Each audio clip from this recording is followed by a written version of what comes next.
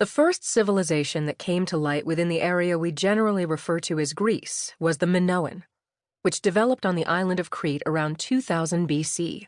followed by the Mycenaean, which took its name from the dominant town of Mycenae on the mainland and reached the peak of its splendor around 1500 BC. Whether the competitive pressure exercised by the Achaeans, who were Mycenae's predominant tribe, or a natural disaster pushed the Minoan civilization to extinction is still a matter of debate among scholars. What seems certain is that around 1400 BC, Crete rapidly declined, while the highly structured Mycenaean society continued to prosper until 1100 BC.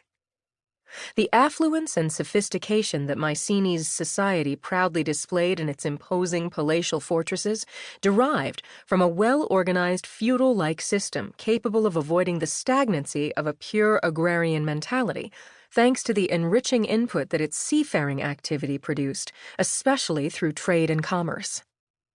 The abundance of foreign motifs, like griffins, lions, gazelles, palm trees, and lotus flowers, that appears in the art of Mycenae reveals in a very tangible way the tremendous cultural debt that since its beginning the Hellenic world has owed to the much older civilizations of the Near East, particularly the Egyptian and the Babylonian.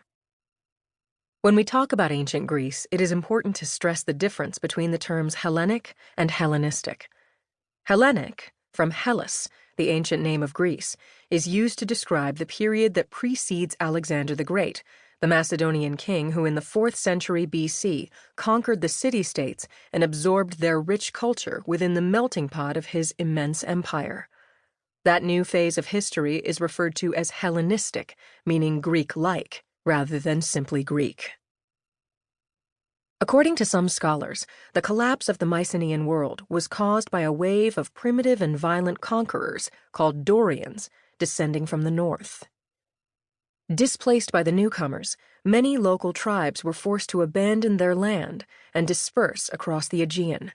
Some founded new settlements on adjacent islands, others relocated on farther shores, such as the western coast of today's Anatolia in Turkey, the region then known as Ionia.